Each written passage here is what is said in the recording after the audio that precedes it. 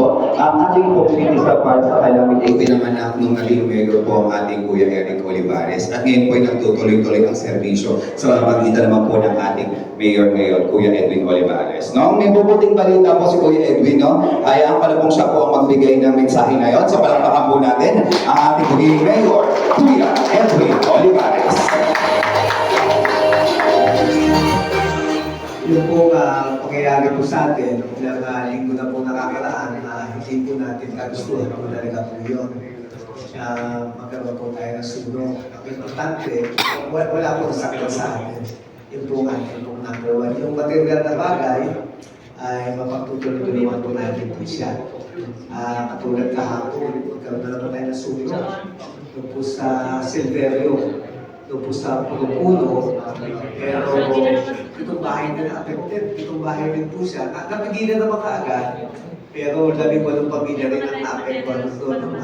Itong structure owner, at meron tayong 11 sharer doon kahapon. Mamaya hapon, nandito rin tayong bigyan sama sa Eric, sa Ipaw, para matamayan natin at matulungan natin kagad immediately. Yes, ma'am. Hindi sila makabalik sa kanilang titirahan. Problema kasi isang building yung sama-sama sila doon O tapos waterway ba, dangerous sa mga siya. 21 families ito. Kaya nga sabi ko sa kanila, pagtulong-tulungan natin siya. Nandun pa kami sa evacuation center. Tapos rin pa natin kung ano yung tulong natin bigyan. Sabi sa linggo na lang Kaya daw. kung nagagaling sa linggo na tatlong sa aking isa, tapos ngayon magbibigay na kami ng Eric at ng Kuya Paolo, kahit ito yung libo pa, at least na 5,000 pa, ha?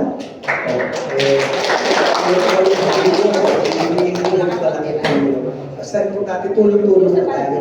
Tapos kung ano pa yung mga programa natin, yung IEX, yung ating additional pa natin, isang isulo, pag-alakan natin, pag-alakan natin, ayusin po natin. Kaya mangyayari po dito sa pag-usap ko sa inyo, kung muna, hanap na uupahan talaga muna. Tutunan natin yung sistema po natin.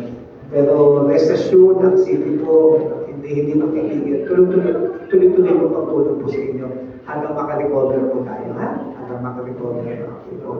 Hindi po. Kasi importante po, dasal po tayo. Yan po ang gagawin po natin yung dasal at malalapasan po natin yung mga problema na natin po natin.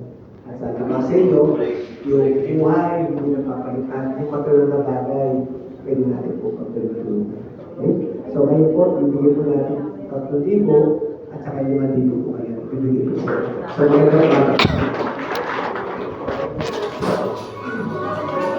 Ayun, pwede po magkaroon po tayo ng photo opportunity circle sa Kuya Rudy. And tayo po tayo lahat po ng ating mga beneficiary. Kasama po ating Kuya Edwin, Kuya Eric, Kuya Paolo, our department head, Ma'am Yuri Dice, our operation. Okay. Picture taking po tayo. Ikaw na lang